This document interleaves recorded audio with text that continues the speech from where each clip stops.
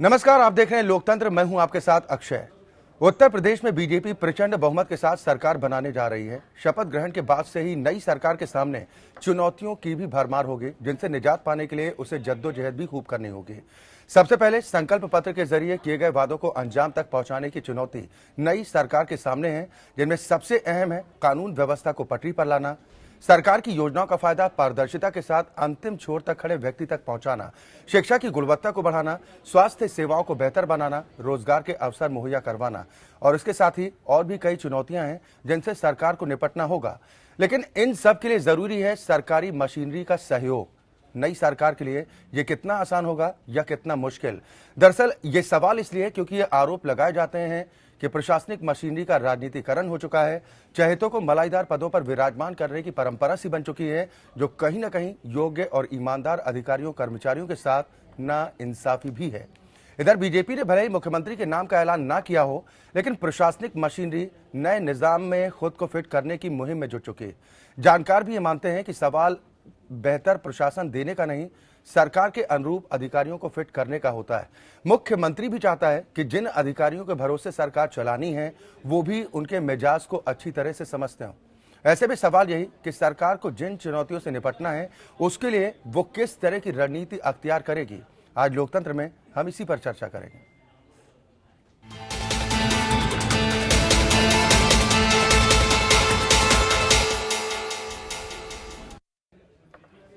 दरअसल सत्ता में बदलाव होते ही प्रशासनिक ढांचे में भी एक बड़ा बदलाव देखने को मिलता है। ऐसे में सवाल उठना लाजमी है कि नया निजाम और बदला प्रशासनिक ढांचा सूबे के लिए कितना मुफीद साबित हो पाता है।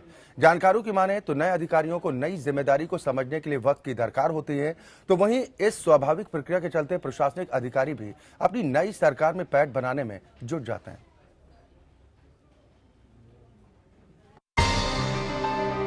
बीजेपी ने भले ही मुख्यमंत्री के नाम का ऐलान ना किया हो, लेकिन प्रशासनिक मशीनरी नए निजाम में खुद को फिट करने की मुहिम में जुट चुकी है।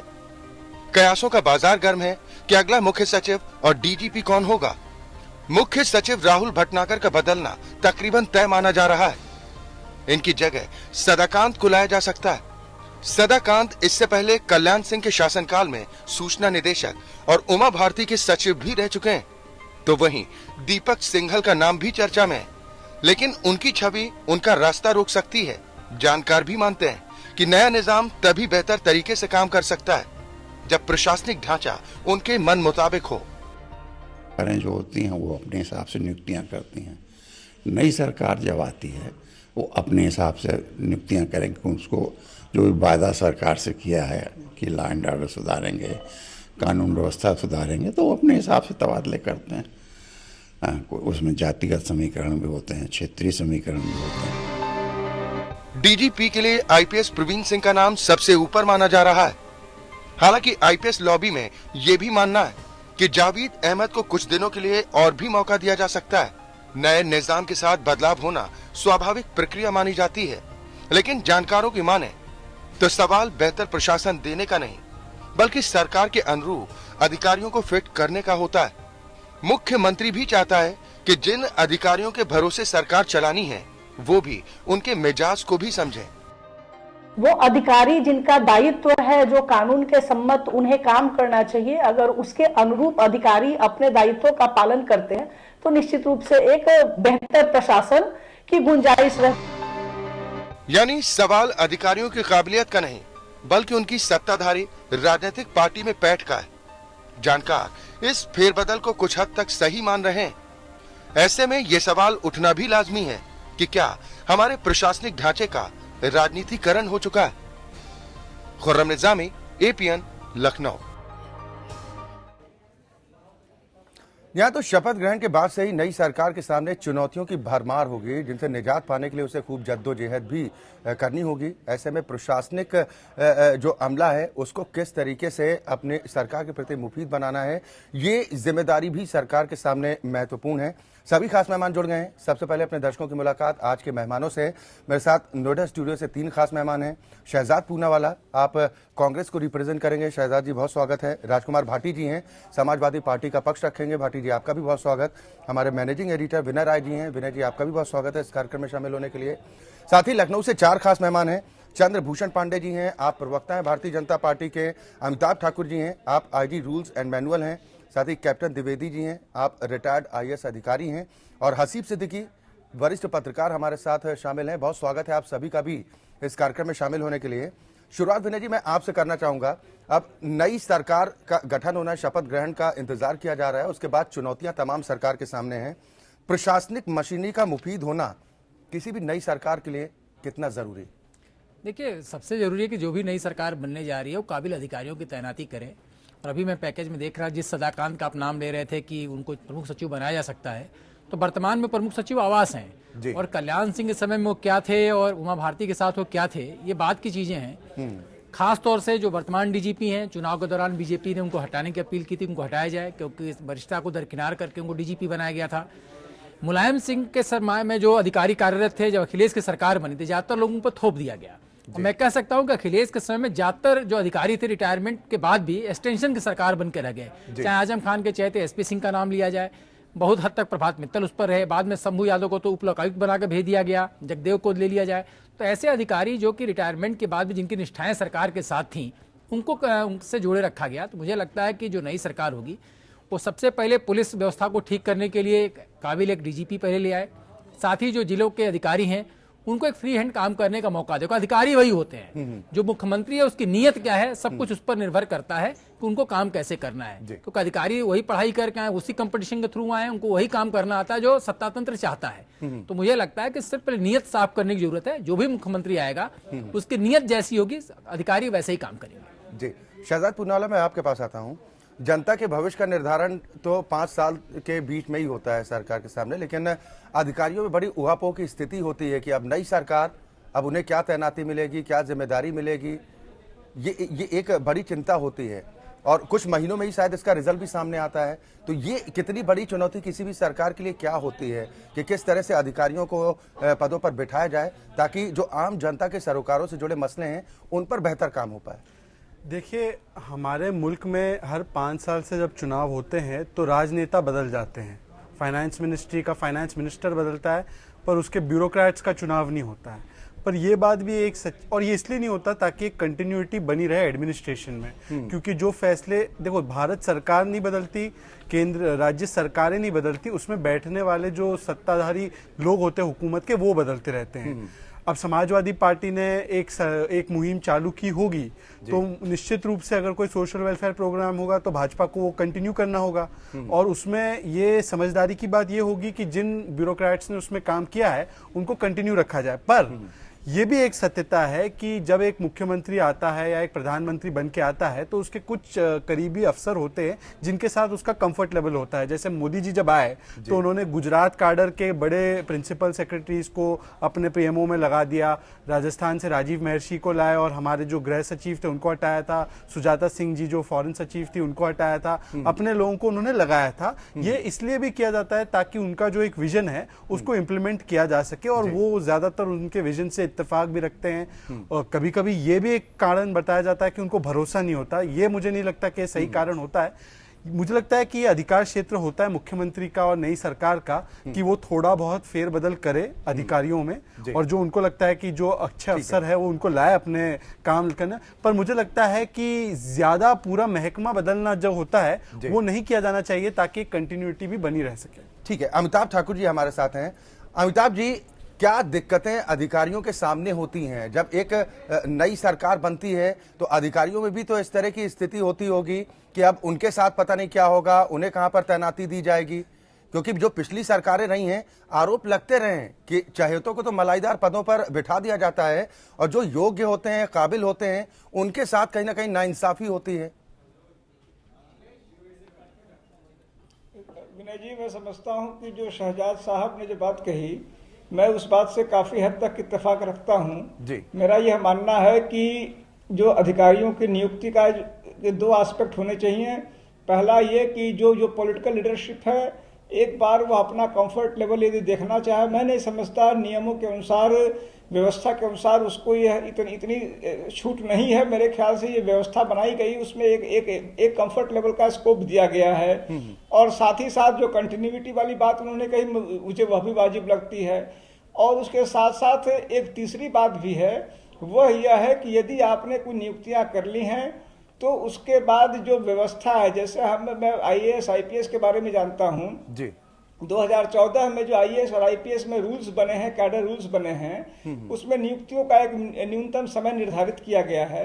मुझे लगता है कि इन दोनों चीजों के साथ साथ जो कैडर रूल्स हैं, जो नियमावलियां हैं, उन पर भी विशेष पाबंदी रखने की और उनके अनुसार चलने की भी हमेशा जरूरत रहती है, एक समय नहीं, हमेशा। वह इसीलिए वो नियमावलियों का स्ट्रक्चर में, ब्यूरोक्रेसी में यह महत्व होता है कि सरकारें आए जाएं, जो स्ट्रक्चर है वह छिन्न भिन्न न हो और उसका एक न्यूट्रलिटी का स्कोप रहे। तो अगर कोई किसी के साथ कंफर्ट लेवल की बात है, वो अपनी जगह सही है, लेकिन ब्यूरोक्रेसी में न्यूट्रलिटी रहे, यह भी जरूरी है। यह दुर्भाग्य की बात है, जैसा आपने स्वयं स्वीकार किया कि हम में से कई सारे लोग अपने न्यूट्रलिटी को कंप्लीटली त्याग करके किसी भी तरफ जाके अपना अपना फायदा देखते हैं, जो दिक्कत तलब है। कैप्टन द्विवेदी जी, आपका अनुभव क्या कुछ कहता है? आपने भी कई सरकारों के अंडर में अपनी सेवाएं दी हैं, तो क्या कुछ परिस्थितियां होती हैं अधिकारियों के सामने? देखिए, जहां तक गवर्नेंस का प्रश्न है, एक सिस्टम बना हुआ है गवर्नमेंट में और ये ब्रिटिश टाइम से चला आ रहा है कि वरिष्ठता और मेरिट, इंटीग्रिटी, ये एक बहुत महत्वपूर्ण बिंदु हैं तीन, जो अधिकारियों के कार्य क्षमता को प्रदर्शित करते हैं। जी, पूर्व में जो मुख्य सचिव होते थे वो इतने स्ट्रांग होते थे कि अगर पॉलिटिकल रीजन से किसी वरिष्ठ अधिकारी या कनिष्ठ अधिकारी के खिलाफ कोई कार्रवाई होनी होती थी तो वो स्टैंड लेते थे। अब परिस्थितियां बदल गई।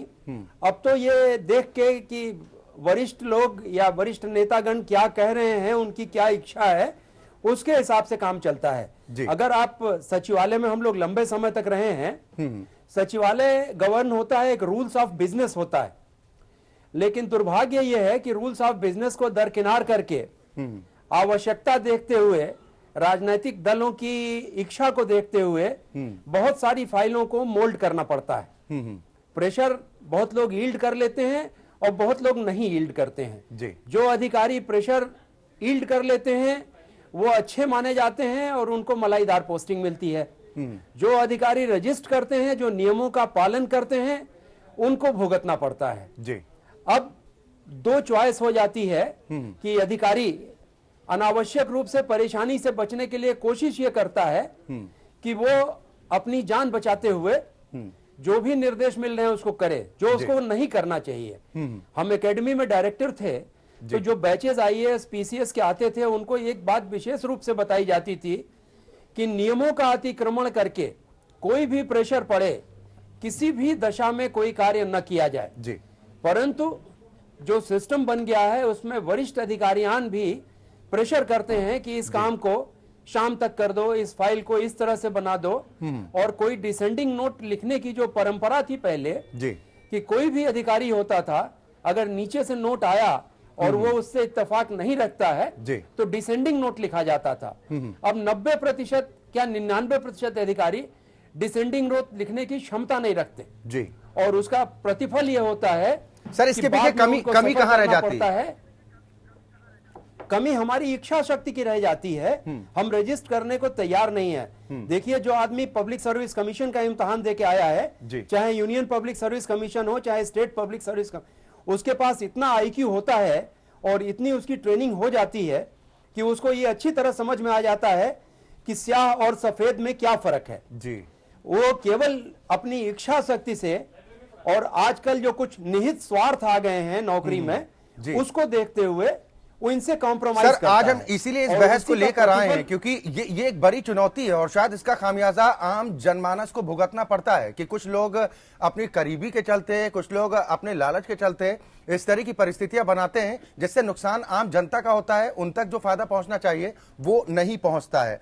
चंद्रभूषण पांडे जी, अब आपकी सरकार का गठन होने जा रहा है, तमाम चुनौतियां हैं और जो दिक्कतें हैं, ये अनुभव जो अभी बता रहे थे कैप्टन द्विवेदी साहब या अमिताभ ठाकुर जी की क्या क्या परिस्थितियां होती हैं, इनसे निपटना कितना आसान या फिर कितना मुश्किल है आपकी सरकार के लिए? देखिए, निश्चित रूप से नौकरशाही एक महत्वपूर्ण टूल है। लोक कल्याणकारी राज्य की सफलता में उसकी महत्वपूर्ण भूमिका होती है और मुझे लगता है कि कोई भी पॉलिटिकल एग्जीक्यूटिव और इस परमानेंट एग्जीक्यूटिव के साथ जितना बढ़िया कोऑर्डिनेट करके चलती है उतने अच्छे परिणाम आते हैं जी। अब इसमें देखना है कि जो पॉलिटिकल एग्जीक्यूटिव है उसकी जो प्राथमिकताएं हैं, उसके जो संकल्प है, वो जिस मुद्दों पे फोकस करना चाहता है उसके अनुरूप अच्छे ब्यूरोक्रेट्स को अपने साथ लेकर के एक अच्छी टीम बना के काम करे। ऐसे ब्यूरोक्रेट्स को प्राथमिकता मिले जो जनहितों के साथ समझौता नहीं करने वाले हैं। ऐसे ब्यूरोक्रेट्स को प्राथमिकता मिले जो नियमों और कानूनों के साथ प्रतिबद्धता दिखाते हो। ऐसे ब्यूरोक्रेट्स को प्राथमिकता मिले जो भारत के संविधान में उनकी प्रबल निष्ठा हो। ऐसी अभी तमाम बातें द्विवेदी जी ने, अमिताभ जी ने और साजाद जी, ये सब बातें जो उभर के आई, ये सब बातें बड़ी प्रासंगिक और समीचीन लगती हैं। मुझे लगता है कि एक पॉलिटिकल सिस्टम को सफल होने के लिए जरूरी है कि उसकी जो स्थायी कार्यपालिका है उसमें साफ सुथरे, प्रतिबद्ध और ईमानदार लोग जो जनता के प्रति और कानून के प्रति किसी भी दशा में समझौता करने को तैयार न हो, जनहितों से समझौता करने को तैयार न हो। पॉलिटिकल लीडरशिप की जो प्राथमिकताएं हैं वो जनहितों से अगर दरकिनार हो रही है तो उसका वो विरोध करने की स्थिति में हो। अगर ये सारी चीजें नौकरशाही में है तो मुझे लगता है कि लोक कल्याणकारी राज्य सफल होगा और संविधान के नीति निर्देशक तत्व जिस तरह की प्राथमिकताओं की बात करते हैं जी, और उसमें भी हम आगे बढ़ पाएंगे। मैं मानता हूं कि अखिल भारतीय सेवाओं को लेकर के और तमाम सिविल सर्विसेज को लेकर भारतीय संविधान में भी पर्याप्त संरक्षण है। अगर वो कुछ निजी मलाईदार पोस्टिंग और इस तरह की प्राथमिकताओं में बहुत से ब्यूरोक्रेट्स भटकते हैं, ये सच्चाई है।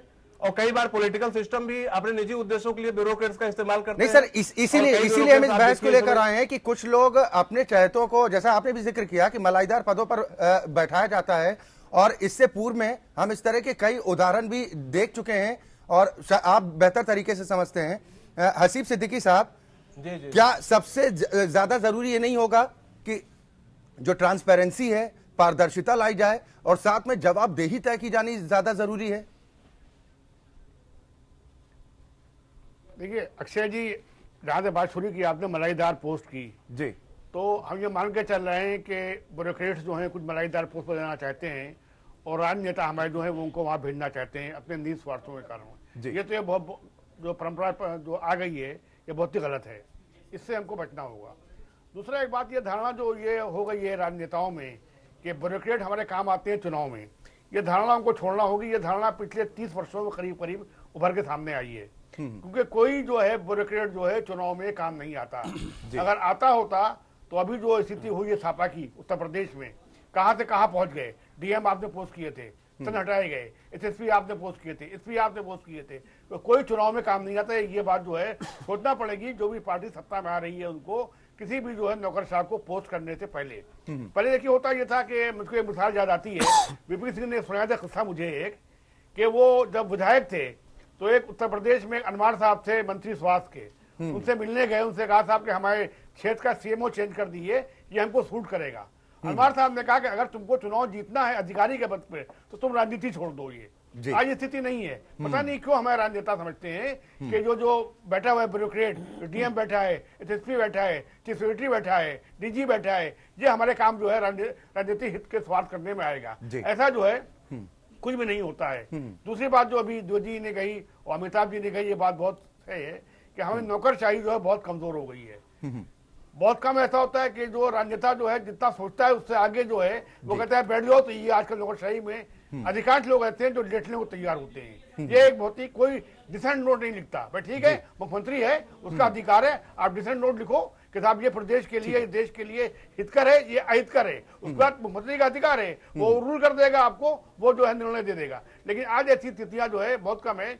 आज अगर एक बिजली की तार जाना है किसी इलाके में और लगता है कि ये शॉर्टर रूट है, यहाँ से बिजली का तार चला जाए, लेकिन जो रिपोर्ट देगा वहां का जो अधिकारी होगा वो ये देखेगा था कि फला क्षेत्र में विधायक जी हैं, फला क्षेत्र में लाभ हो रहा है मंत्री जी का, वो कहेगा साहब ये जो है लंबा रूट है, खर्चा इतना बढ़ जाएगा लेकिन लाभ ये होगा। ये नहीं कहेगा साहब कि इस रूट से ले जाओ। तो ये बात जो है ये सब यानी इन तमाम चीजों को गंभीरता के साथ उस पर विचार करना होगा। विनय जी, जैसा अभी हसीब सिद्दीकी साहब ने कहा या फिर अमिताभ ठाकुर जी ने जिक्र किया है, और हाल में जो हम उदाहरण भी देख चुके हैं कि कई मसले ऐसे आए जब सरकार की ओर मुंह ताकना पड़ता है अधिकारियों को कि अगर वहां से कुछ इंडिकेशन मिले तब कार्रवाई करने की हिम्मत जुटा पाते हैं।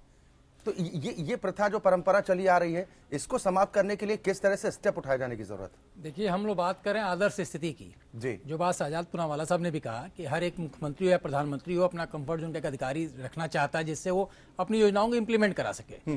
और जो बात यहाँ पर कैप्टन द्विवेदी ने कही या अमिताभ ठाकुर ने कही वो आदर्श स्थिति की बात हो रही है यहाँ पर जी। लेकिन ये सभी को पता है कि आदर्श स्थिति रहती कहाँ है। लेकिन मैं संभावनाओं से इंकार इसलिए नहीं करता कि कम से कम भारत सरकार जब से बनी है किसी को चहेता ना तो जेएस मिला ना चहेता किसी को पीएस मिला है। और खास तौर से जो मानदंड बनाए गए हैं भारत सरकार के अंदर, अगर इसी तरीके से अगर उत्तर प्रदेश में लागू किए गए तो मुझे लगता है जो नया मुख्यमंत्री होगा उसे शायद अपना चहेता कोई प्रमुख सचिव मिले न मिले, पंचम तल उनका कैसा होगा ये तो देखने वाली बात होगी।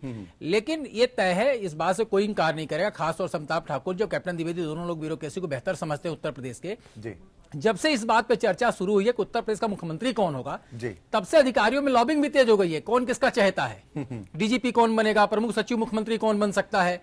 अगर आदर्श स्थिति की बात हो, जो बात पुरवाला साहब ने कही वो बात सही है कि कम से कम कोई योजना अगर चल रही है, जिससे डायल 100 की बात कही जा रही है। जब संकल्प पत्र जारी किया बीजेपी ने, उन्होंने कहा कि इसको हम और बेहतर करेंगे क्योंकि उनको योजना अच्छी लगी। 1090 इसको और बेहतर करेंगे। लैपटॉप के साथ उन्होंने कुछ उसमें और ऐड करने की बात कही है। मेरा सिर्फ इतना कहना है कि आदर्श स्थिति के साथ साथ कैसे हम बेहतर व्यवस्था दे पाएं उस पर अगर हम चले तो ज्यादा बेहतर होगा और बदले की भावना से कार्रवाई ना हो कि कोई अधिकारी किसी जगह बैठा हुआ सिर्फ इसलिए उसे हटा दिया जाए कि पुरानी सरकार में वहां बैठा हुआ था, तो शायद अधिकारियों के साथ जाती हो जाएगी। जी राजकुमार भाटी जी, आपका जो पिछला शासनकाल रहा है उसमें भी इस तरह के आरोप लगे हैं। आपके जो विरोधी राजनीतिक दलों के नेता उन्होंने खूब आरोप लगाए कि पुलिस थानों को समाजवादी पार्टी के कार्यालयों में तब्दील कर दिया गया। ये खूब आरोप इस तरह के लगाए गए, तो इसका जीवंत उदाहरण नहीं मान सकते? देखिए, जब सरकार बदलती है तो केवल मंत्री बदलते हैं। प्रशासन से, प्रशासनिक अधिकारियों से और पुलिस अधिकारियों से उन्हीं से काम लेना होता है। कोई भी सरकार आ जाए उन्हीं अधिकारियों को इधर से उधर कर देंगे, किसी की तैनाती कहीं कर देंगे, किसी की कहीं कर देंगे। नई पुलिस तो भर्ती होती नहीं है, नया प्रशासन तो भर्ती होता नहीं है जी। तो ये सरकार की नीयत के ऊपर निर्भर करता है कि उनसे वो कैसे काम लेते हैं। आरोप तो वो पुरानी बात होगी, चुनाव हो चुके और नई सरकार आ गई है, आरोपों में ना जाए तो बेहतर रहेगा। लेकिन मैं इतना जरूर कहना चाहूंगा कि भारतीय जनता पार्टी या किसी भी सरकार का अधिकार है कि वो नए लोगों को नियुक्त करे, अपनी पसंद के लोगों को नियुक्त करे, उनसे बेहतर काम ले। लेकिन ये जरूर मैं उम्मीद रखता हूं और भारतीय जनता पार्टी से ये उम्मीद रखना चाहूंगा कि वो प्रशासन का और पुलिस का जातीकरण और सांप्रदायिकरण नहीं करेंगे। जैसे कि पिछले बुरे अनुभव हमारे सामने हैं। पिछली सरकारों में घोर जातिवाद फैलाया गया, घोर सांप्रदायिकवाद फैलाया गया। अपराध इतने होने लगे थे कि थानों के गेट बंद हो जाते थे। कल्याण सिंह जी के शासन में थानों में ताले लगा दिए जाते थे दिन छिपते ही। ये हालत थी, पुलिस कई इलाकों में जा नहीं पाती थी। और ये 5 साल चिल्लाते रहे कि यूपी में अपराध बहुत है, यूपी में अपराध बहुत है। एनसीआरबी की वेबसाइट खोल कर देख लें। और हम दो दावा भी नहीं करना चाहते, जितना क्राइम हमारे समय में रहा है उससे बढ़ने ना पाए। हम आपको एक चुनौती देना चाहते हैं कि हमारे समय के क्राइम बढ़ने ना पाए, आप उतना भी रोक कर दिखा दें तो भी हम आपको सफल सरकार मानेंगे। ठीक है, यानी आपको लग रहा है कि अभी भी कमियां हैं कानून व्यवस्था को पटरी पर लाने के लिए? देखिए, दोनों तरफ नेता भी नैतिकता से गिरते हैं और अधिकारी भी नैतिकता से गिरते हैं। नेताओं को अपनी पसंद के काम चाहिए, अधिकारियों को मलाईदार पोस्टिंग चाहिए। ये अधिकारी किस तरह लाइन लगाकर किस तरह पैर छूते रहते हैं हमने और आपने देखे हैं। ये किस तरह जो नहीं तो शहजाद पुणेवाला, ये गलती कहां पर हो जाती है? एक बात और कहना चाहूंगा अक्षय जी, अधिकारियों से पैर छूने की जो परंपरा बनवाई जाती है, तो ये परंपरा पूरा दोष अधिकारियों पर दिया जाना ठीक है क्या? अक्षय जी, 1 मिनट और लेना चाहूंगा आप जी। जनता का जो भी काम पड़ता है सीधे अधिकारियों से पड़ता है। नेता कोई काम नहीं करता है। नेता केवल आवेदन देगा, निवेदन करेगा। आप लोग तो अच्छी तरह से समझते हैं। दिशा निर्देश देगा।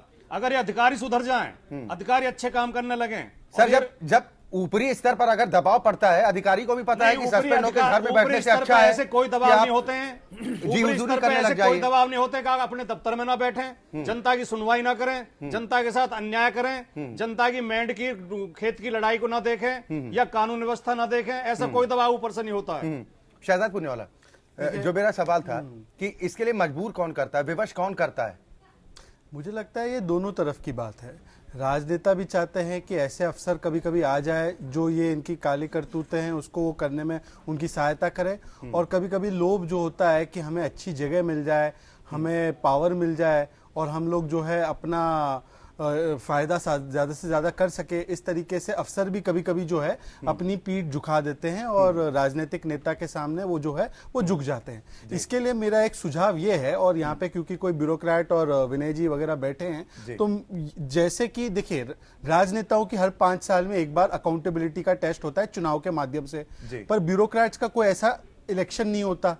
तो ब्यूरोक्रेट्स को अकाउंटेबल करने के लिए क्यों ना पार्लियामेंट में और हमारी लेजिस्लेटिव असेंबली में बाकायदा जो हमारी कमेटियां बैठती हैं वहां पे हर एक डिपार्टमेंट की कमेटी होती है, वहां पे कम से कम सेक्रेटरी और जॉइंट सेक्रेटरी लेवल के जो ऑफिसर होते हैं उनका बार बार इन कमेटियों में इनको पेश होकर उनके काम की जो उनके पहले तो अपॉइंटमेंट अगर किए गए हैं और उनके काम की या कोई डिपार्टमेंट में किसी के साथ अन्याय हो रहा है तो ये एक प्लेटफॉर्म बने जहां पे वो अपना काम भी पेश करे, अपना परफॉर्मेंस भी देते रहे। सिर्फ सरकार को नहीं, सरकार का क्या है, देखिए सरकार अगर राजनेता को एक्स अफसर पसंद है तो वो नजरअंदाज करेगा कि ये नॉन परफॉर्मर है, पर कम से कम जब असेंबली में पहुंचेगी बात इस कमेटी के माध्यम से तो असेंबली में उछलेगा, मीडिया के सामने आएगा कि ये तो एकदम नॉन परफॉर्मर है फिर भी इसको रखा जा रहा है, तो प्रेशर बनेगा जिससे कि सरकार को इसे हटाना पड़ेगा। या अच्छा काम कर रहा है और सरकार हटा रही है तो प्रेशर बनेगा कि इसको रखे अपनी जगह पे, तो इस तरीके से अफसर को भी बल मिलेगा। मेरा ये सुझाव है, विनय जी और अमिताभ ठाकुर बाकी लोग इस पे अपनी राय टेस्ट हो या ना हो, कम से कम ये चीज तय होनी चाहिए कि अगर कोई फाइल किसी अधिकारी के पास गई है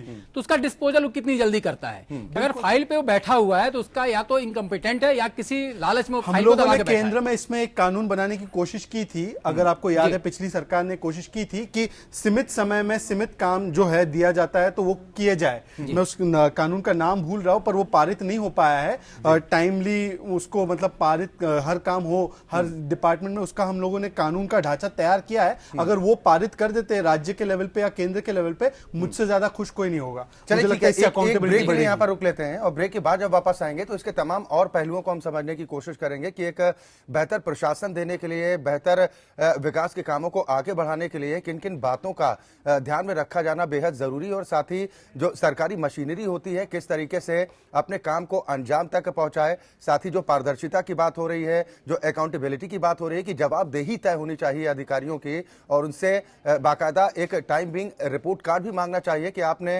अपने कार्यकाल के दौरान क्या कुछ काम किए हैं, इसको लेकर जवाबदेही तय होनी चाहिए और उसके आधार पर कार्रवाई भी होनी चाहिए। एक बार रुख हम लखनऊ का करेंगे। कैप्टन द्विवेदी जी, मैं आपके पास आऊंगा।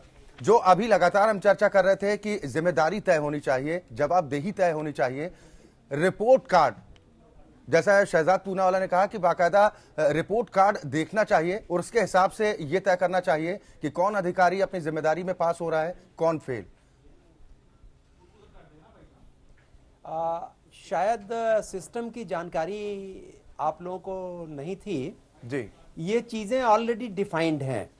अगर आप देखेंगे तो प्रति वर्ष के अंत में मार्च जब 31 बीत जाता है तो सभी प्रशासनिक अधिकारियों को अपनी परफॉर्मेंस शीट भरनी होती है। उसमें पॉइंट वाइज दिया हुआ है कि आपने पूरे वर्ष में क्या काम किया, और वो उसका असेसिंग ऑफिसर, रिव्यूइंग ऑफिसर और फाइनल एक्सेप्टिंग ऑफिसर उसको तय करते हैं। वो रिपोर्ट से उनके इत्तेफाक कर सकते हैं, उससे डिसएग्री कर सकते हैं, लेकिन कोई ऐसा सिस्टम नहीं है कि ऐसी कोई बात नहीं थी। सिर्फ वेरिएशन क्या हुआ कि सिस्टम बदल गया। पूर्व में एक कमेटी हुआ करती थी वरिष्ठ प्रशासनिक अधिकारियों की, headed by chief secretary in the state, जो ट्रांसफर पोस्टिंग्स वरिष्ठ अधिकारियों की, कलेक्टर्स की, कमिश्नर्स की, सचिवों की तय करती थी। अब जो पॉलिटिकल सिस्टम बना, इसमें जो सत्ता का शीर्ष होता है, जिसको पंचम तल आपकी भाषा में हम लोग यहाँ कहते हैं, वहां पे निर्णय हो जाता है कि कौन अधिकारी कहां जाएगा। अधिकारियों के टेन्योर तय थे, कलेक्टर्स के टेन्योर तय थे कि कम से कम वो 3 वर्ष एक जनपद में रहेगा। यदि आप इतिहास देखेंगे या यहाँ का रिकॉर्ड उठा के देखेंगे तो 90% आपको मिलेगा कि कोई भी जिला अधिकारी एक जनपद में 3 महीने से ज्यादा, 6 महीने से ज्यादा नहीं रहा। जब तक वो जनपद में पहुंचता है, जनपद की समस्याओं के बारे में समझता है, अपने अधिकारियों के बारे में जानता है, तब तक उसे राजनीतिक कारणों से हटना पड़ता है। अब ऐसी स्थिति में आप उससे क्या अपेक्षा करते हैं? दूसरा क्या होता है कि जैसे मान लीजिए किसी माननीय मंत्री जी का क्षेत्र है, मंत्री जी बड़े प्रभावशाली हैं, उनके क्षेत्र में कोई ऐसा अधिकारी भेज दिया गया जो नियम कानून का जानकार है और उनकी इच्छानुसार वो प्रत्येक कार्य नहीं कर रहा है जो होना चाहिए, तो उसका तबादला बिना नागा तुरंत कर दिया जाता है, बिना किसी क्राइटेरिया के। और उनकी चॉइस का कोई अधिकारी हो सकता है, जाति विशेष का हो या उनकी पसंद का हो, उसे वहां पर लगा दिया जाता है। वरिष्ठता का ध्यान दिया जाना कम हो गया। विशेषकर पिछली सरकार में अगर आप देखेंगे तो लखनऊ ऐसे जनपद में जहां पूर्व में परंपरा रही है कि वो आदमी कलेक्टर होता था जो at the verge of promotion of commissioner होता था और प्रदेश के वरिष्ठ आईएएस अधिकारियों में उसकी गिनती होती थी। लेकिन राजनीतिक कारणों से चाहे वो मैं स्पष्ट रूप से कहूं जाति विशेष का हो या वर्ग विशेष का हो, उन लोगों की तैनाती वरिष्ठता को दरकिनार कर दी गई। ऐसा ही हुआ कि कमिश्नरी मुख्यालय पर जो कलेक्टर होते हैं वो सीनियर मोस्ट कलेक्टर रखे जाते हैं। अगर आप प्रदेश का रिकॉर्ड देखेंगे तो आपको मिलेगा कि जूनियर कलेक्टर कमिश्नरी मुख्यालय पर नेताजी की पसंद से भेज दिए गए और दूर के जो जिले हैं वहां पे उनसे वरिष्ठ अधिकारी बैठे हुए हैं। जब कमिश्नर छुट्टी जाता है तो जूनियर अधिकारी को चार्ज मिल जाता है, क्योंकि वो जिला मुख्यालय कमिश्नरी हेडक्वार्टर है। ठीक, बाकी कमिश्नरी की बात हम लोग क्यों कर रहे हैं कैप्टन साहब? हम तो कहते हैं कि लखनऊ की बात कर लीजिए ना, चाहे शशि यादव की बात हो जाए, चाहे मंजरी सैनी की बात हो जाए, बाकी जगह जो छोटे मोटे जिले या कमिश्नरी की बात तो दरकिनार कर दें हम लोग। राजधानी में अगर इस तरह के मानदंड रखे गए थे, नहीं, लेकिन प्रशासनिक अधिकारी होने के नाते बताना चाहूंगा कि अभी बहुत शिकायतें आ रही थी कि पुलिस महकमे में बड़ी दिक्कतें हुई। पुलिस मैनुअल में स्पष्ट प्राविधान है कि थानाध्यक्ष की तैनाती कैसे होगी। एसएसपी जो है वो प्रस्ताव प्रस्तुत करते हैं और जिलाधिकारी के अनुमोदन के बाद उसकी पोस्टिंग होती है। लेकिन अब अनुमोदन कौन करता है? बदल दिया गया। सर अमिताभ ठाकुर जी, मैं आपके पास आऊंगा। अनुमोदन की आवश्यकता ही जैसा नहीं भी है। द्विवेदी जी ने कहा कि ये प्रक्रिया बताई कि प्रक्रिया तो ये होती है, अनुमोदन का आधार अब क्या है? क्यों ना कहा जाए कि राजनीतिकरण हो गया है? देखिए, सबसे पहली बात तो जो पूना वाले साहब ने अमिताभ जी, आपके पास आपकी आवाज ठीक ढंग से नहीं आ पा रही, हम आपके पास दोबारा आएंगे। विनय जी, जो हम लगातार चर्चा कर रहे हैं कि आखिर पैमाना क्या होता है, ये तो पैमाना कुल मिलाकर इतना है कि सिपाही अपने कप्तान की पोस्टिंग कराता है, लेखपाल अपने डीएम की पोस्टिंग कराता है, और ये उनके कराने की काबिलियत अपनी जगह है। सबसे बड़ा दुर्भाग्य कप्तान अपने सिपाही से कहता है कि अगर तुम्हारे जानने वाले कोई मंत्री है तो तुम बात कर लो, पोस्टिंग करा दो। और जो एक चलन रहा है किसी थाने के अंदर जो कार खास रखे जाते थे, जो इंस्पेक्टर के और थाने इंचार्ज के खास होते थे, कमोबेश ही स्थिति अब जिले में हो चुकी है। और इस पूरे गिरावट का अगर कोई जिम्मेदार है तो अधिकारी जिम्मेदार है। नेता तो जब आप अधिकारी गिरने को तैयार बैठा, पैर छूने को तैयार बैठा, तो पैर छुलाने में दिक्कत क्या है? तो जो गिरावट आई है, मैं ये नहीं कहता कि सिर्फ राजनेता खरा, राजनेता को 5 साल में फिर भी जब आप देही तय करनी है, उसको जाना है, अगर जनता ने सिलेक्ट नहीं किया तो आप देख सकते हैं तमाम मंत्रियों की रुखसती हो गई है। लेकिन अधिकारियों को ही बैठे रहना है। इस जिले में नहीं, दूसरे जिले में चार्ज मिलेगा, आज नहीं मिलेगा 2 साल बाद मिलेगा। लेकिन जो आंतरिक गिरावट आई, खास उसमें जिक्र कर दूंगा, लोग कह रहे 3 साल का टेनर होना चाहिए। रामारमन साहब को ले लीजिए, मायावती जी की चाहे थे, अखिलेश जी के भी चाहे थे। अगर कोर्ट ने न हटाया होता तो संजीव सरन और राकेश बहादुर दोनों तैनात रहते। तो परिस्थितियां जिस तरह देखी जाए, सीधे तौर पर राजनेता से अपना कैसे उल्लू सीधा कराया जाए। राजनेता एक गलती कराता है, उसकी आड़ में जो अधिकारी होते हैं वो 100 गलतियां करते हैं। तो मेरा ये मानना है कि अगर कहीं गिरावट आई है तो अधिकारियों के चलते आई है, और थोड़ा नासमझ नेता कह सकता हूं या क्षणिक फायदे के लिए उनको लगता है कि अधिकारी जिसको पहले नमस्ते किया करते थे आज उनके अंडर में आ गया है, तो कैसे उसको दबा के रखें। तो थोड़ा मेल मिलाप के चक्कर में भी ये कठिनाई सामने आ रही है। अमिताभ ठाकुर जी, अब जो सरकारी मशीनरी है उसको भी किस तरह से अपनी जिम्मेदारी का निर्वहन करना होगा, साथ ही जो एक परंपरा सी बन गई है, हालांकि उदाहरण इसके पहले के तमाम ऐसे भी हैं जिन्होंने मिसाल भी पेश की है कि उन्होंने अपने फर्ज के साथ कभी भी कंप्रोमाइज नहीं किया। अब इस तरह के उदाहरण क्यों कम देखने को मिलते हैं? मैं समझता हूं कि इसमें जो विनय जी ने जो बात कही, मैं उसी बात को मैं भी दोहराऊंगा, एक तरह से मैं उसको तस्दीक करूंगा, तायद करूंगा। मेरा भी मानना है कि हम लोगों ने अपने स्वार्थों में बहुत सारी चीजों को बदल दिया है। मेरा यह भी मानना है कि जो पॉलिटिकल लोग होते हैं, कई बार वो उस हद तक नहीं गड़बड़ करते हैं जितना हमारे अपने अफसर करते हैं।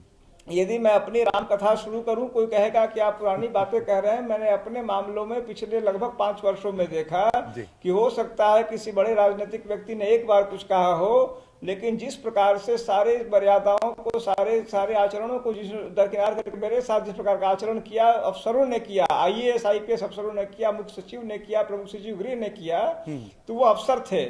मुझे लगता है कि नेताओं से बढ़ के अफसर कई बार गिर जाते हैं, अपनी मर्यादाओं का पूर्ण उल्लंघन कर देते हैं। एक बात मैं यहाँ कहना चाहूंगा साथ साथ, जो पूनावाला साहब ने जो बात कही, मैं उस बात को मुझे लगता है कि उसको भी हमको एक्सप्लोर करना चाहिए कि जहाँ हमारा एडमिनिस्ट्रेटिव हमारा ये होता है कि पर्यवेक्षण हो रहा है, कहीं ना कहीं विधानसभा या लोकसभा से भी हमारा पर्यवेक्षण अगर प्रारंभ होता हो, ऐसी ऐसी नीतियां नियम बनते हों, तो मुझे लगता है कोई बुराई इसीलिए नहीं है कि क्योंकि जो शासन तंत्र है उसमें एक समय में एक ही राजनीतिक दल के लोग होते हैं, जबकि विधानसभा और लोकसभा में मिली जुली स्थिति होती है। तो संभवतः लोकतंत्र के लिए, जनतंत्र के लिए और लोगों के लिए बेहतर रूप से हमारा कमांड और कंट्रोल हो पाएगा। हसीब सिद्दीकी साहब, ये भी तो ठीक है कि अगर सरकार के आदेश को एक बार दरकिनार करके कोई अधिकारी हिम्मत जुटाता है, उसका शायद खामियाजा भी उससे भुगतना पड़ता हो, फिर ये कहा जाता है कि जब अगर नई सरकार आएगी तो प्रमोशन पक्का है। इस तरह की बातें भी होती हैं। देखिए अक्षय जी, खामियाजा क्या होगा?